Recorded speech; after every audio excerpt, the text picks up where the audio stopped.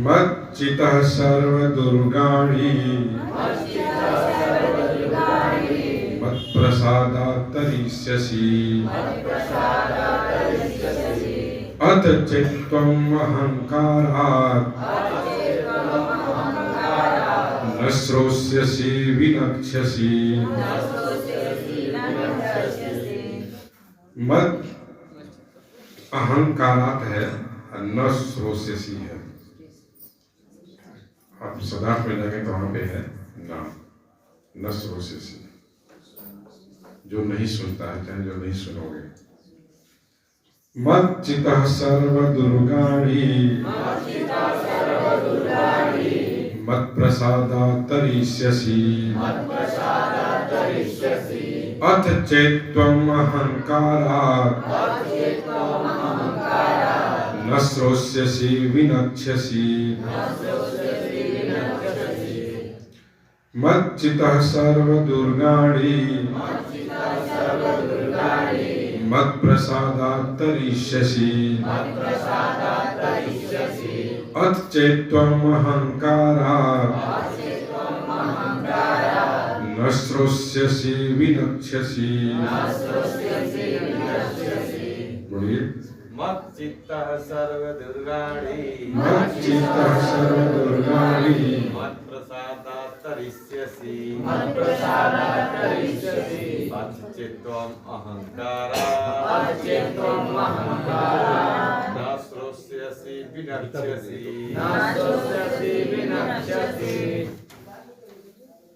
मच्चित्तः सर्वदुर्गाणि मत्प्रसादात् तरिष्यसि अथ चेत्त्वम् अहङ्कारात्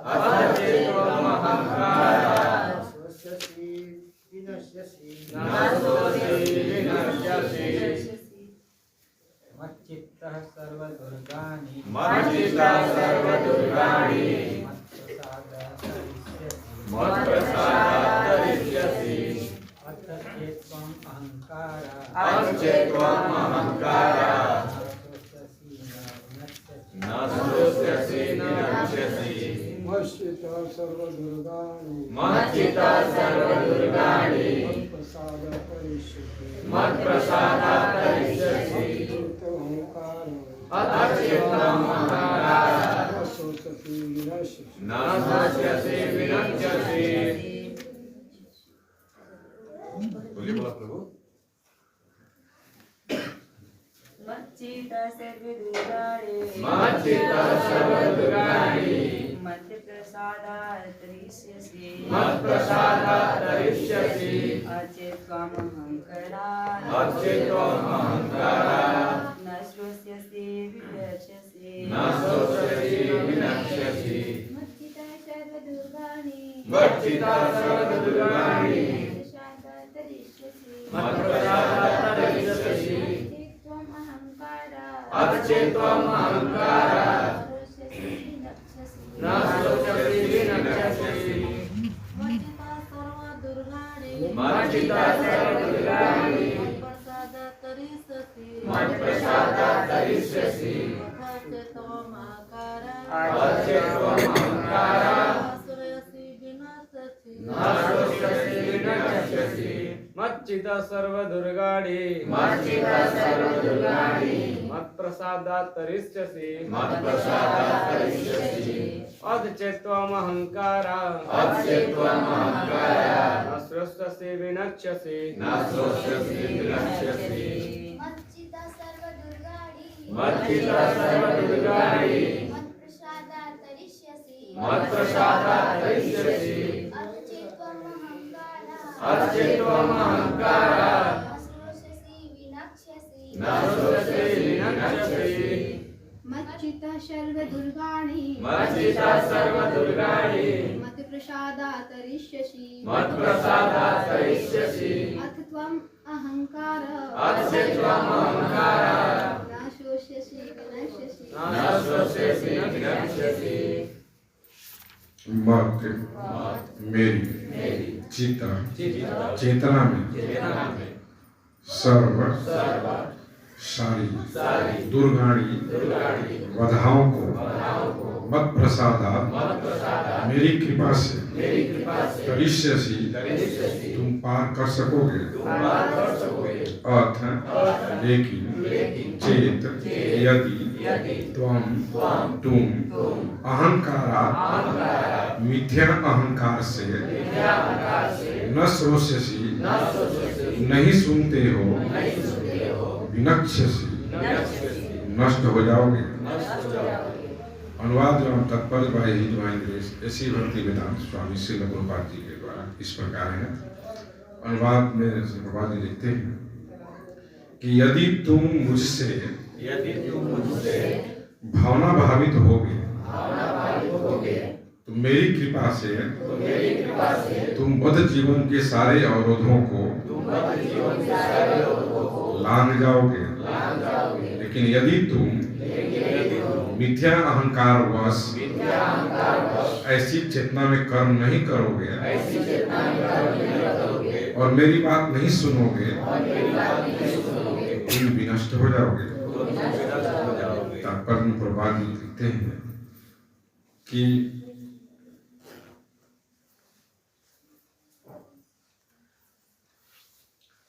पूर्ण कृष्ण भावना भावित व्यक्ति अपने अस्तित्व के लिए कर्तव्य करने के विषय में आवश्यकता से अधिक उद्विग्न नहीं रहता। जो मूर्ख है वह समस्त चिंताओं से मुक्त कैसे रहे, इस बात को नहीं समझता। जो व्यक्ति कृष्ण भावनामृत में कर्म करता है, भगवान कृष्ण उसके घनिष्ठ मित्र बन जाते हैं। वे सदैव अपने मित्र की सुविधा का ख्याल रखते हैं, सुविधा का ध्यान रखते हैं, और जो मित्र 24 घंटे उन्हें प्रसन्न करने के लिए निष्ठापूर्वक कार्य में लगा रहता है, वे उसको आत्मदान कर देते हैं। अतएव किसी को देहात्म बुद्धि के मिथ्या अहंकार में नहीं बह जाना चाहिए। उसे झूठे ही यह नहीं सोचना चाहिए कि वह प्रकृति के नियमों से स्वतंत्र है या कर्म करने के लिए मुक्त है। वह पहले से कठोर भौतिक नियमों के अधीन है, लेकिन जैसे ही वह कृष्ण भावना में भावित होकर कर्म करता है तो वह भौतिक दुश्चिंताओं से मुक्त हो जाता है। मनुष्य के यह भली भांति जान लेना चाहिए कि जो कृष्ण भावनामृत में सक्रिय नहीं है, वह जन्म मृत्यु रूपी सागर के भंवर में पड़कर अपना विनाश कर रहा है। कोई भी बद्ध जीव यह सही नहीं जानता कि क्या करना है और क्या नहीं करना है, लेकिन जो व्यक्ति कृष्ण भावना भावित होकर कर्म अंतर से करता है, वह कर्म करने के लिए मुक्त है, क्योंकि प्रत्येक किया हुआ कर्म कृष्ण द्वारा प्रेरित तथा गुरु द्वारा पुष्ट होता है। जय श्री प्रभुपाद की जय। ओम ज्ञानतिमिरन्धस्य ज्ञानञ्जनशलाकया चक्षुरुन्मिलितं येन तस्मै श्री गुरुवे नमः। श्री चैतन्य मनोभीष्टं स्थापितं येन भूतले स्वयं रूप कदा मह्यं ददाति स्वपदान्तिकम्। हे कृष्ण करुणा सिंधु दीनबंधु जगत्पते गोपेश गोपिका कांत श्री राधा कांत नमस्तुते।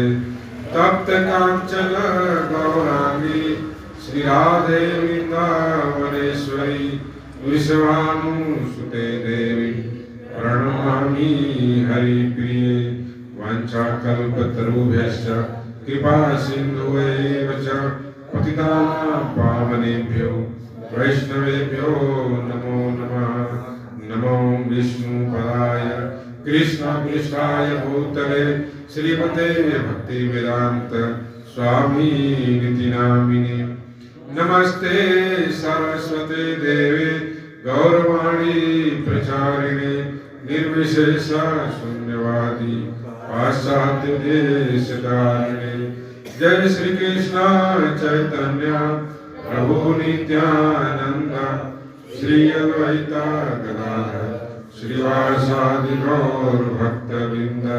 हरे कृष्णा कृष्णा कृष्णा हरे हरे, हरे राम राम राम हरे हरे। तो बहुत ही सुंदर श्लोक ही है और ये बहुत फेवरेट श्लोक है हमारा। मच्चित्त सर्वदुर्गाणि मत् प्रसादात् तरिष्यति अचेत्त्वम् अहंकारात् न श्रोष्यसि विनक्ष्यसि। भगवान अर्जुन को पिछले कई श्लोकों से ये बताने का प्रयास कर रहे हैं कि जो व्यक्ति आत्म साक्षात्कार के मार्ग पे है, जो अपने स्वरूप को समझ चुका है, जो भगवान को समझ चुका है, जो ब्रह्मभूत अवस्था में है। क्या श्लोक है? ब्रह्मभूत प्रसन्न आत्मा न सोचती न कांक्षति समः सर्वेषु भूतेषु मद भक्ति लभते पराम। जो व्यक्ति ब्रह्मभूत अवस्था में है, अपने स्वरूप को समझ चुका, अपने स्वरूप में स्थित हो गया है, इसकी चेतना शुद्ध भक्ति की तरफ बढ़ रही है, कार्य को हमेशा प्रसन्न रहता है। उसके जीवन में कोई कामना नहीं रह जाती है और न ही किसी प्रकार का उसके जीवन में दुख होता है, किसी प्रकार का शोक नहीं करता है। वो सभी जीवों को समान रूप से देखता है और इस तरह से मद भक्ति लभते पराम, मेरी भक्ति को प्राप्त करता है। फिर कहते हैं कि मेरी भक्ति कैसे प्राप्त होगी? तो कहते हैं कि नहीं, कैसे जान सकता है मुझे कैसे प्राप्त कर सकता है? तो कहते हैं कि भक्त्या माम अभिजानाति, मुझको मेरी जो विभूति है, मेरा जो ऐश्वर्य है या मेरा जो स्वरूप है, मेरे स्वरूप को, मेरी विभूति को केवल भक्ति के द्वारा जाना जा सकता है। दूसरा और कोई तरीका इस संसार में नहीं है। केवल भक्ति से ही मुझे जाना जा सकता है। और वो भक्ति कैसे प्राप्त होगी? तो कहते हैं कि जिसकी चेतना है ना, अपने चित्त को मुझ में लगाओ। चेतसा सर्वकर्माणि मयि सन्न्यस्य मत्परः बुद्धि योगम उपाश्रित्य मच्चित्तः सततं भव।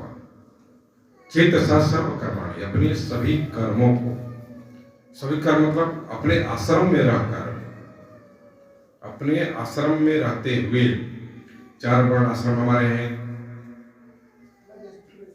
क्षत्रिय, ब्राह्मण, क्षत्रिय, वैश्य और शूद्र। अपने आश्रम में रहते हुए अपने सभी कर्मों को मुझे अर्पण करते हुए करो। पहले भी भगवान बता चुके हैं 9वें अध्याय में, यत् करोसि यदश्नासि यत् जुहोसि, उसको पढ़ ही लेते हैं, लिखते रहना चाहिए। यत् करोसि यदश्नासि यत् जुहोसि ददाति यत् पश्यसि कौन्तेय यत् कुरुष्व मदर्पणम्। कहे कि जो भी करते हो, यदश्नासि, जो भी खाते हो, जो भी अर्पित करते हो, जो भी दान देते हो, ददाति यत्, जो भी तप करते हो, उसे मुझे अर्पण करते हुए करो। बस इतना ही करना है। और कहते हैं कि बुद्धि योगम उपाश्रित्य, बुद्धि जो व्यवसायत्मिका बुद्धि एकेह गुरुनंदन बहुशाखा हि अनंताश्च बुद्धयो व्यवसायिनाम। करके अपनी बुद्धि के द्वारा एक लक्ष्य रखते हुए, है ना, बुद्धि योग में स्थित हो जाओ। व्यवसाय कैसे बुद्धि? व्यवसायत्मिका बुद्धि। तो अपनी व्यवसायत्मिका बुद्धि के द्वारा सभी कर्मों को मुझे अर्पण करते हुए, एक चीज और है, सभी यहाँ पे सभी कर्मों को मुझे अर्पण करते हुए करना है। ऐसा नहीं कि कर्म करने के बाद जो कर्म फल है उसको अर्पण करना है ना, ये इंपॉर्टेंट चीज है। अपने सभी कर्मों को अर्पण करते हुए कर्म करना है। सर्व कर्माणि, इस तरह से अपनी चेतना को सततम भव, हमेशा 24/7 मुझ में स्थित करते हुए मेरी भक्ति में लगे रहोगे तब क्या होगा? अगर इस तरह से हम करते हैं, अपने चित्त को भगवान में लगा देते हैं हमेशा, फिर हमें क्या लाभ होने वाला है इसका? तो आज के श्लोक में कह रहे हैं कि मच्चिता सर्व दुर्गाणि मत् प्रसादात् तरिष्यसि अच्छेत्त्वम् अहंकारात् न श्रोष्यसि विनक्ष्यसि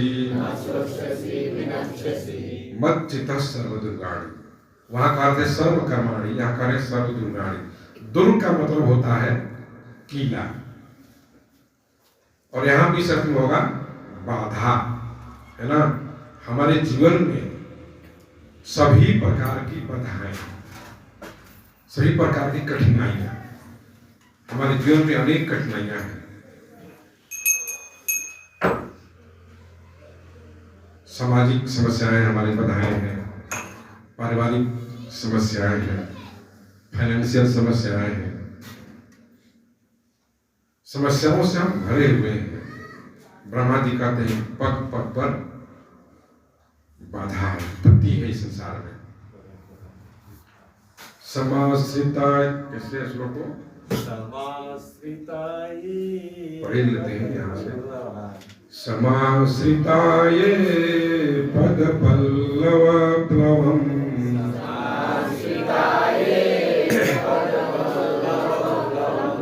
महत्पदं पुण्यसो मुरारे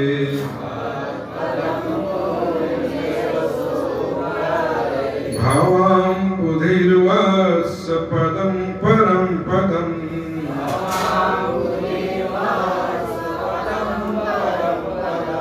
पदं पदं यद् विपदान तेषाम्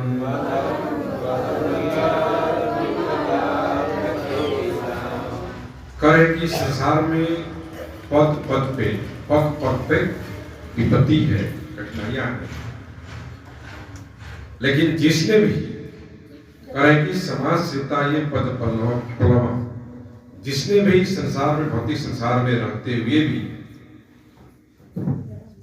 श्री कृष्ण रूपी, श्री कृष्ण के चरण कमल रूपी नाव का आश्रय ले लिया है, जिस आश्रय को बड़े बड़े मुनि लोग इसका आश्रय लिए, तो कह रहे कि जिसने भी श्री कृष्ण के चरण कमल रूपी नाव का आश्रय ले लिया है, उसके लिए यह संसार की विपदाएं जो है, कठिनाइयां हैं जो है, जो भव सागर के समान है, ये समुद्र के समान, पहाड़ जैसी जो कठिनाइयां हमारे जीवन में जो आती हैं, कैसी हो जाएगी? कह रहे कि बछड़े के खूर से बने हुए गड्ढे में भरे हुए जल के समान हो जाता है, जिसको पार करना बहुत आसान हो जाता है। लेकिन कह रहे कि अगर मेरी बात नहीं मानोगे, ऊपर के लाइन में क्या कह रहे हैं कि मच्चिता सर्व दुर्गाणि, इस संसार में अनेक कठिनाइयां हैं, सर्व दुर्गाणि। अगर तुम्हारी चेतना मुझ में लगी हुई है, अपने सारे कर्मों को बुद्धि चोक के द्वारा मुझे अर्पण करते हुए करते हो, तो कहते हैं कि मत् प्रसादात् तरिष्यसि। मत मतलब मेरे, प्रसाद, प्रसाद मतलब कृपा। एक प्रसाद मतलब हम जानते हैं क्या? भोजन, प्रसाद खाने वाला प्रसाद, है ना। और यहाँ पे प्रसाद का मतलब बता रहे हैं कि कृपा, भगवान की मर्जी, मेरी कृपा से कह रहे कि तुम तरिष्यसि, तर जाओगे, यानी कि अपने सारी कठिनाइयों को तुम लांघ जाओगे या पार कर जाओगे। तो कब होंगे? करेंगे जब मेरी बात को मानोगे, मेरी अपनी चेतना को, अपने कर्मों को, अपनी बुद्धि को, अपनी सारी इंद्रियों को वाणी से, कर्म से, शरीर से मेरे लिए करते हो, मेरी भक्ति करते हो, तो मेरी कृपा को तुम प्राप्त करोगे। और मेरी कृपा से क्या होगा? तुम्हारे जीवन में आने वाली सभी कठिनाइयों को तुम आसानी से पार कर जाओगे। इसका मतलब ये नहीं है कि हम कठिनाइयों से बच जाएंगे। भक्त बहुत इंपॉर्टेंट चीज है। भक्ति में आने के बाद हमें ये नहीं सोचना है कि भाई भक्ति में कर रहे फिर भी हमें इतना कष्ट हो रहा है, भाई हम भी बीमार होते हैं, हमें परेशानियां आती, ऐसा नहीं है। हम इसके लिए भक्ति में नहीं आते हैं।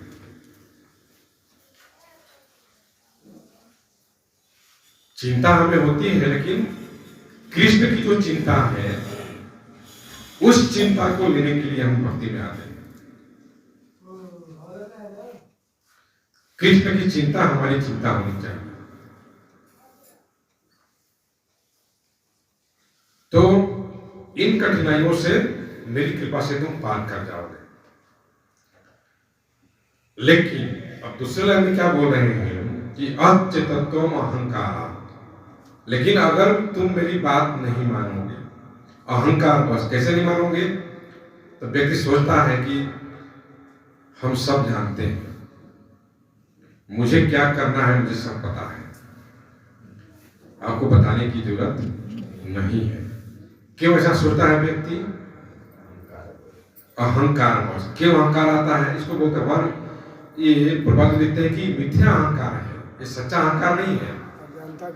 सच्चा अहंकार क्या है? सच्चा अहंकार ये होना चाहिए कि हम आत्मा हैं, हम ये शरीर नहीं है और हम भगवान के हैं, हम भगवान के अंश हैं। हमारा असली रियल अहंकार ये है। लेकिन हम मिथ्या अहंकार अधिकार का समझते हैं भगवान के नहीं है, हम आत्मा नहीं है, हम ये शरीर हैं। और शरीर मानने के कारण अपने को हमें ये अहंकार होता है कि मैं करता हूं, भोक्ता मैं हूं, करता मैं हूं। तो कर्तापन का अहंकार होने के कारण, भोक्तापन का अहंकार होने के कारण अगर तुम सोचते हो कि मुझे आपके सलाह की जरूरत नहीं है, मेरी बात को तुम नहीं सुनोगे, तो क्या होगा? कह रहे कि न सुनो, इससे अगर नहीं सुनोगे मेरी बात को तो कह रहे कि विनश्यसि, तुम विनष्ट हो जाओगे। कितनी बड़ी बात बोल रहे हैं, तुम विनष्ट हो जाओगे। कैसा विनष्ट होगे? क्या मर जाएंगे? विनाश का मतलब क्या हुआ? तुम्हारा विनाश हो जाएगा। क्या मतलब हुआ इसका? बार बार जन्म मृत्यु के चक्कर में ऐसे ही फंसे रहोगे और कठिनाइयों से बाहर नहीं निकल पाओगे। ये संसार रूपी जो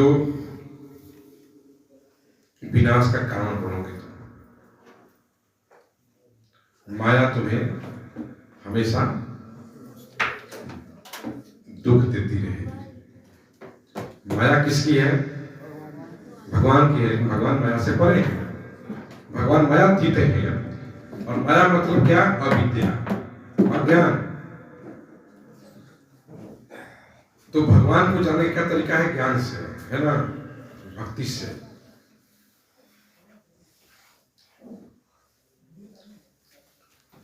तो अगर हम भगवान की बात नहीं मानेंगे तो कह रहे हैं कि तुम्हारा विनाश हो जाएगा। इसलिए बहुत सुंदर बात है ये। हमें भगवान बोलते हैं कि कर्तापन के अहंकार में और भोक्तापन का अहंकार से हमेशा दूर रहना चाहिए। और क्या करना है हमें? भगवान एकदम अब यहाँ कंक्लूजन बता रहे हैं इस अध्याय में अर्जुन को। एक और चीज यहाँ बता रहे हैं, देखिए इस श्लोक में एक और बहुत महत्वपूर्ण चीज बता रहे हैं, शिक्षा जो हमारे लिए शिक्षा है। एक तो कह रहे हैं कि अगर तुम मेरी बात मान लेते हो, जैसे मैं कहता हूं, क्या कहता हूं मैं? मन मनावत भक्तुर मध्याजिमा नमस्कार, है ना, मुझे प्रणाम करो, मेरी पूजा करो, मन मुझ में लगाओ, मेरी भक्ति करो, यद करोषि यदस्नासि, जो भी कर्म करते हो मुझे अर्पण करते हुए करो। जो भी खाते हो भोग लगा के खाओ। तो अगर जो मैं कहता हूं उसे अगर तुम करते हो तो मेरी कृपा को प्राप्त करोगे। दूसरी बात क्या कह रहे हैं यहाँ, अगर तुम मेरी बात नहीं मानोगे तो भगवान यहाँ चॉइस दे रहे हैं, है ना। भगवान यहाँ थोप नहीं रहे हैं। हम प्रचारकों के लिए बहुत इंपॉर्टेंट शिक्षा यहाँ पे ये है, कभी भी हमें किसी को फोर्स नहीं करना चाहिए कि तुम्हें करना ही है। भगवान ऐसा कहा है तो भक्ति करो ही, तुम प्रश्न पहले मत खाओ, मैं कह रहा हूं तो मत खाओ।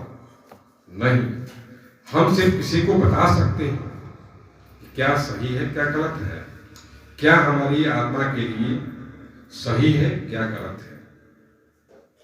फिर चॉइस आपके ऊपर है। अगर आप इसको समझेंगे करेंगे तो ये लाभ होगा, नहीं करेंगे तो ये होगा। करना आपको है। भगवान ने अर्जुन को कभी फोर्स नहीं किया, अपनी बात उन्होंने रख दी। ये बहुत इंपॉर्टेंट हम इस श्लोक में है कि अगर तुम मेरी बात को मानते हो तो मेरी कृपा को प्राप्त करोगे और तुम जीवन के सारी कठिनाइयों से बच जाओगे। कठिनाइयां आएंगी, ऐसा नहीं है कि भक्ति में कठिनाइयां नहीं आएंगी, बीमार नहीं होंगे, ऐसा नहीं होगी, मृत्यु हमारी नहीं आएगी। लेकिन कैसा होगा वो बछड़े की खूर के से बने हुए गड्ढे में भरे हुए पानी के समान होगा, यह भाव सागर।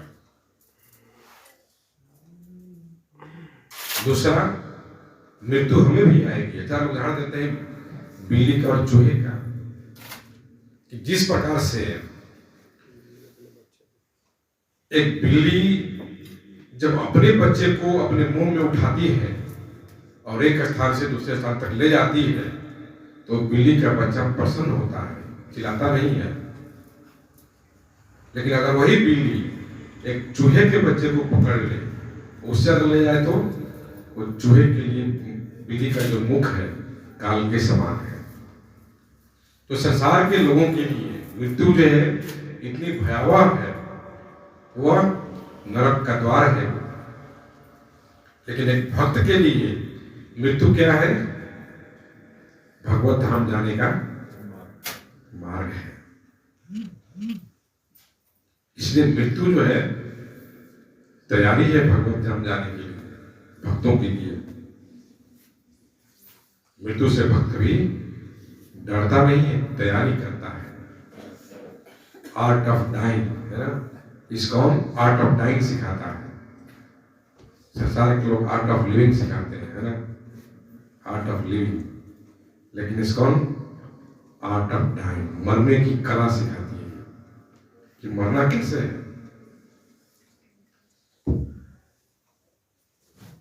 तो ये जो जितनी भी बाधाएं हैं, जन्म, मृत्यु, जरा, व्याधि और 3 तरह के ताप, ये सभी की सभी बाधाएं, सभी विपत्तियां, सभी की सभी दुख, भगवान बोलते हैं कि इसको तुम लांघ जाओगे, ये तुम्हें परेशान नहीं करेंगे कभी। भक्त के जीवन में जो कष्ट आता है वो भगवान की कृपा समझता है। कभी कभी भगवान भक्तों को दुख दे करके उसके कर्मों को काट देते हैं। कैसे काटते हैं?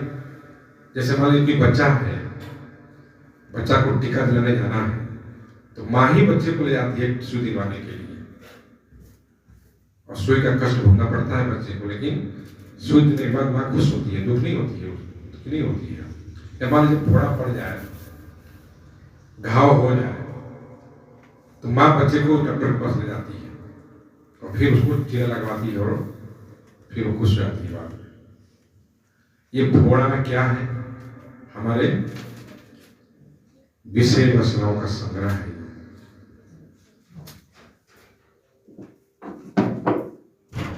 तो भगवान ये दुख देते हैं, क्यों देते हैं? हमारे कर्मों को काटने के लिए। तो भक्तों के जो जीवन में दुख होता है वो भगवान की कृपा होती है, ताकि दुख में ही, कष्ट में ही व्यक्ति भगवान को याद करता है। कुंती महारानी को याद कीजिए, है ना। और जितना ही उस कष्ट को झेलेगा कृपा समझ के, भक्त के जीवन में अगर दुख आता है तो भगवान की कृपा को समझता है कि भगवान, ये भगवान का प्रोजेक्ट है, भगवान जाने एक नहीं। अगर हमारे जीवन में तो कोई दुख आ रहा है तो हम क्यों इसको झेलें? इसको भगवान जाने, उनका प्रोजेक्ट है, वो सब दे रहे हैं, वो समझेंगे। ये है शरणागति। हमें उसे किसी को कुछ लेना देना। ये शरीर के कष्ट है, ये हमारा कष्ट नहीं है। हम तो ये शरीर है ही नहीं, हम शरीर से अलग हैं। ये हमारा शरीर है,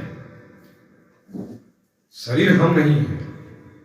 ये हमारा हाथ है, हमारा पैर है, हमारा सिर है, ये हमारा शरीर कहते हैं। और ऐसा नहीं बोलते कि हम शरीर हैं, हम बोलते हैं ये हमारा शरीर है। मेरे शरीर में ये हो गया, वो हो गया है, मेरे सिर में दर्द हो गया है, मेरे पेट में दर्द हो गया है, सब बोलते हैं।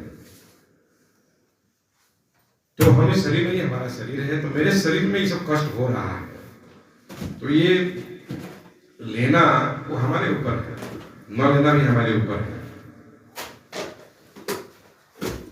जबरदस्त महाराज बोलते हैं कि कष्ट आना हमारे हाथ में नहीं है, इन कष्टों को झेलना वो हमारे हाथ में है। कैसे उसको हम लेते हैं? क्योंकि ये सब कष्ट जो है शरीर के हैं, हमारा कष्ट नहीं है। हम तो आत्मा है, आत्मा तो भगवान के हैं। अगर भगवान ने शरीर को कुछ कष्ट दे रहे हैं, कोई ना कोई उनकी प्लानिंग होगी, कोई ना कुछ उनका बिजनेस होगा। क्योंकि भगवान जब कष्टों का कुछ ना कुछ प्लान करके देते हैं, भविष्य को देखकर वर्तमान का निर्माण करते हैं। इसलिए जो भक्त होते हैं उसको स्वीकार करते हैं, भगवान की कृपा को स्वीकार करते हैं, और स्वीकार करके जो इन बाधाओं से पार करता है, भगवान फिर उस पर कृपा करते हैं। क्यों? ताकि वो अधिक दृढ़ता से भक्ति करता है और जल्दी से भगवत प्राप्ति के मार्ग में नजदीक पहुंचता है। लेकिन जो कर्मी लोग होते हैं, जो संसारी लोग होते हैं, उनके लिए जो संसार के जो कष्ट है, जो दुख है, उनके कर्मफल होते हैं, भगवान की कृपा नहीं होती है। वो अपने कर्म के कारण दुख भोगते रहते हैं। ये अंतर है भक्तों के जीवन में और संसारी लोगों में। इसलिए जो व्यक्ति शरणागत है, भगवान के आश्रय में है, भगवान की कृपा प्राप्त होती है, ऐसा भगवान खुद कह रहे हैं। ये हमारी बात नहीं है। और इसलिए हमें करना क्या है, एकदम स्पष्ट है यहाँ कि मेरी बात मान जाओ, अपने चित्त को मुझ में लगाओ, अपने कर्मों को मुझे अर्पण करते हुए करो, अपने मन को, बुद्धि को, शरीर को, सब कुछ मुझ में लगाओ। तुम्हारी चेतना हमेशा मुझ में अगर रहती है तब तो तुम्हारे जीवन में कोई कष्ट नहीं होगा। ये मेरी कृपा है, ये मेरा वादा है ना। सब लोग होता है कम न ज्यादा।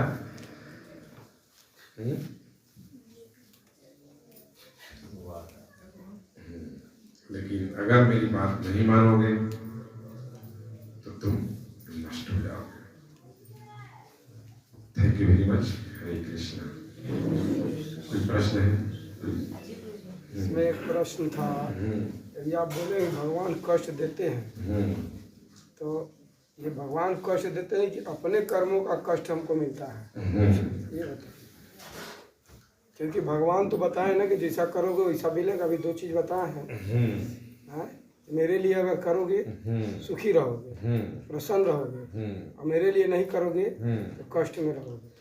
तो अगर तुम मेरे लिए दे रहे हैं कि अपने अगर तुम कृष्ण भावना में कर्म करते हो, है ना, तो जो व्यक्ति भगवान का शरणागत हो जाता है, जो भगवान की शुद्ध भक्ति में लग जाता है, भगवान बोलते हैं कि मैं उसको अपने को दे देता हूँ, है ना।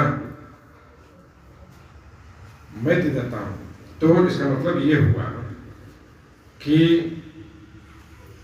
अब उसके जीवन में जो कष्ट आते हैं, जो हम कष्ट समझते हैं उसको, वो भगवान की प्राणी होती है। अब याद कीजिए भीष्म पितामह का प्रसंग है ना, जब भीष्म पितामह से मिलने जाते हैं पांडव लोग, जो युधिष्ठिर महाराज के नेतृत्व में, तो भगवान महाराज युधिष्ठिर क्या बोलते हैं कि तुम्हारे जीवन में कितने कष्ट आए हैं, लेकिन ये कष्ट भी कब आए, तो तुम्हारे सामने ये कृष्ण था, ये कृष्ण तुम्हारे साथ था, फिर भी तुम्हारे जीवन में कष्ट आए। जिसको तुमने अपना साथी बनाया, जिसको तुम लोग छोटा भाई समझते हो, ये कोई साधारण पुरुष नहीं है, ये साक्षात ईश्वर है, ये हरि है। तो पूछते हैं कि जब ये ईश्वर है, भगवान है, तो इसके रहते हुए हमारे जीवन में कष्ट क्यों आए? तो वहां पे आचार्य बताते हैं कि भक्तों के क्यों आते हैं, इसकी इच्छा थी। सर्व काल कृतम बन्नी, ये इसकी इच्छा थी, इसकी प्लानिंग थी, ये स्वयं काल है ये।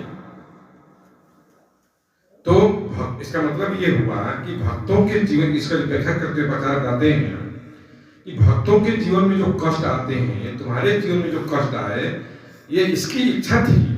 क्यों इच्छा थी भाई? भक्तों के जीवन में कष्ट क्यों आते हैं?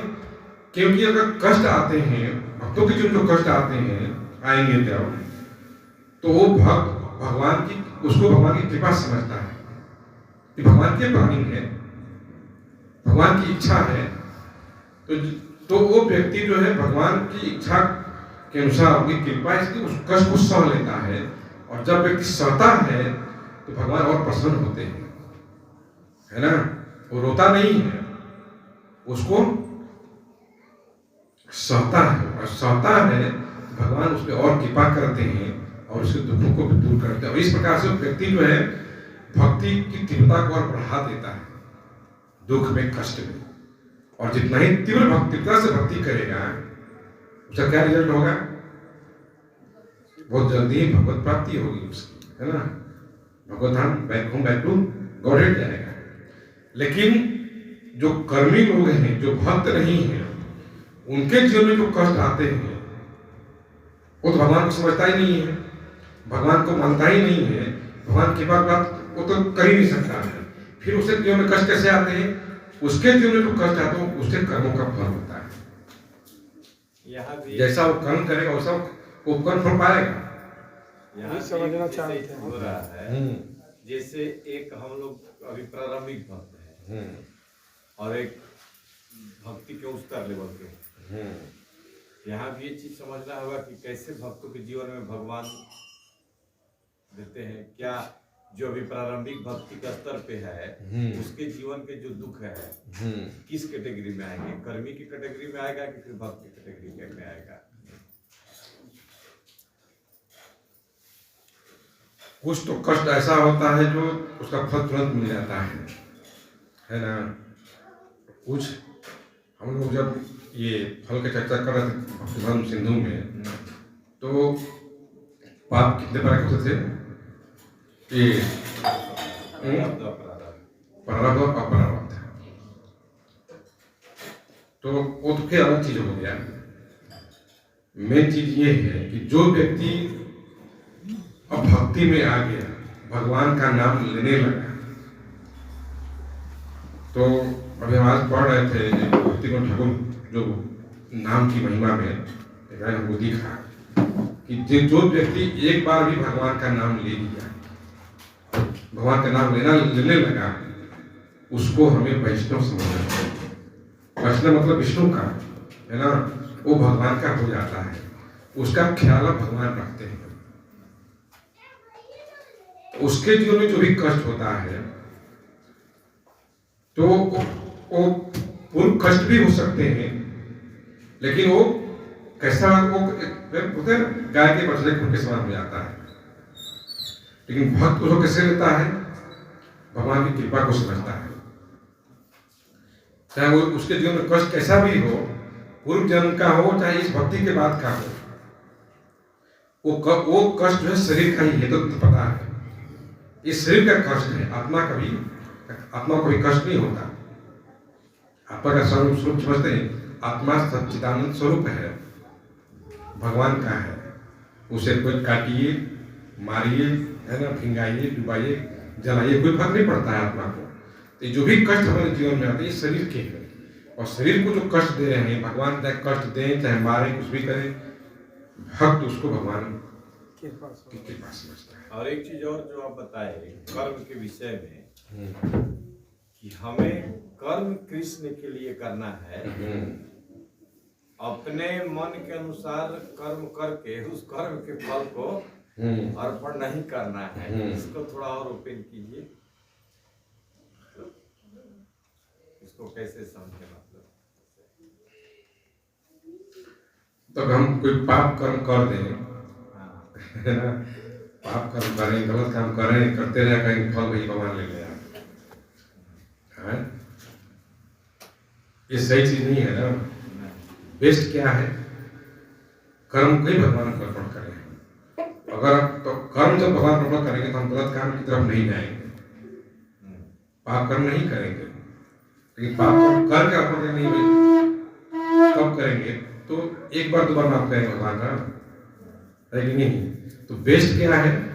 अपने कर्मों को अर्पण करना है, कर्म भगवान के लिए करना है, भगवान की प्रसन्नता के लिए करनी है, अपनी इंद्रिय तृप्ति के लिए नहीं। लेकिन इंद्रिय तृप्ति के लिए कर्म करें या फिर कहेंगे फल भगवान को ले लें, भगवान हमें कष्ट ना दीजिए, है ना, तो ये सही नहीं है। इसका भी कर्म हमें बदलने लगेगा, ठीक है। वो भी गुण के अंदर हो गया ना, वो भी जो कर्म फल हो गया सत्वगुण और रजोगुण और तमोगुण के अंदर आ जाएगा वो, ठीक है। और कोई प्रश्न था?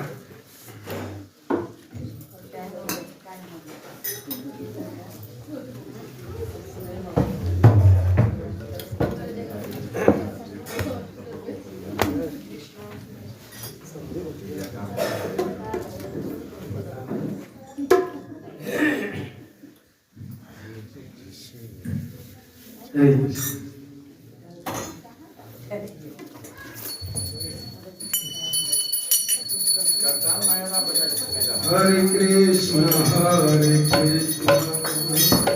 कृष्ण कृष्ण हरे हरे, हरे राम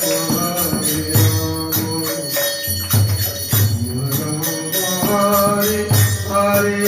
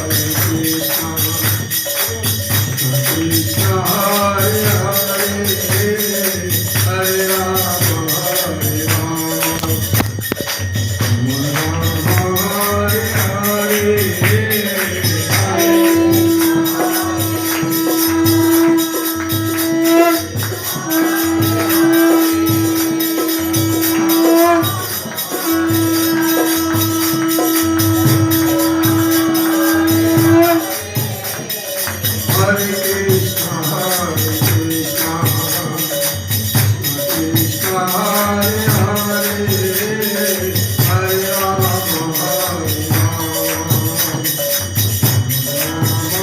हरे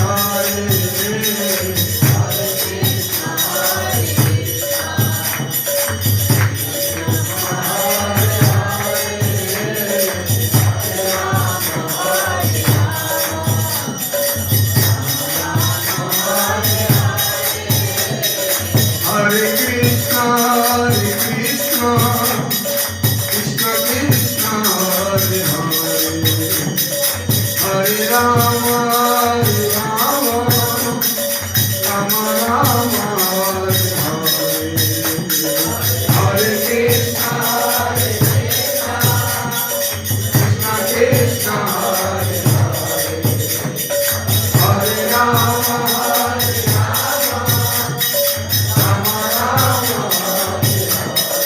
हरे कृष्ण कृष्ण कृष्ण हरे हरे हरे राम राम राम हरे हरे हरे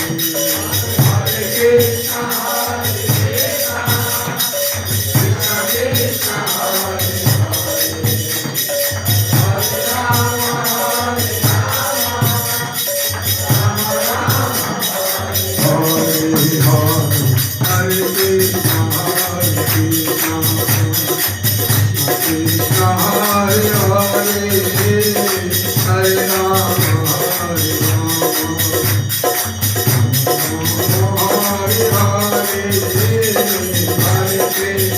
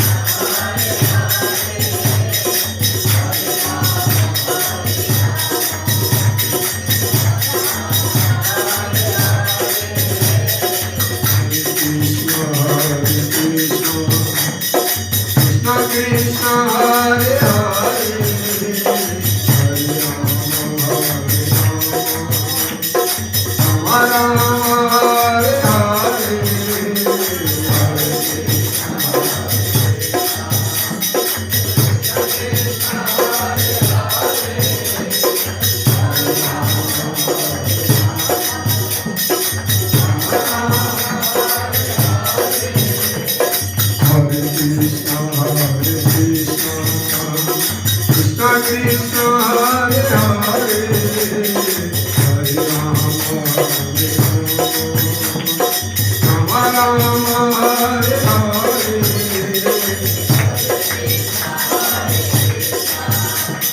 राम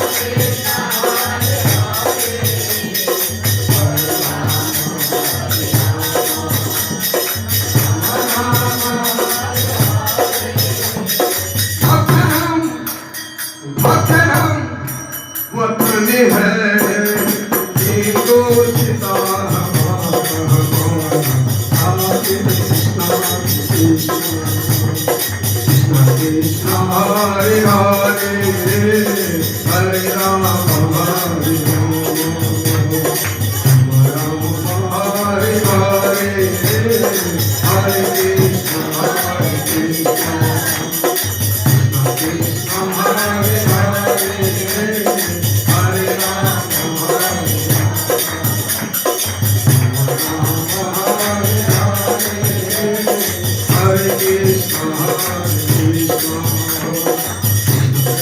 हरे हरे हरे राम हरे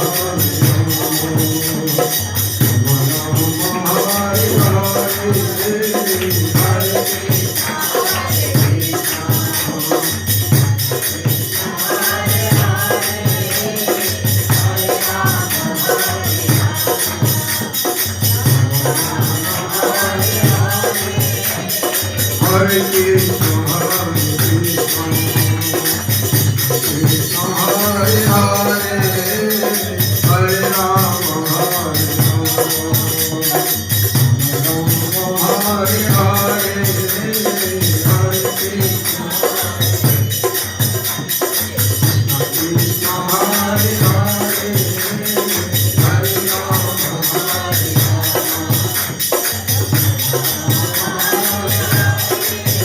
जय भगवान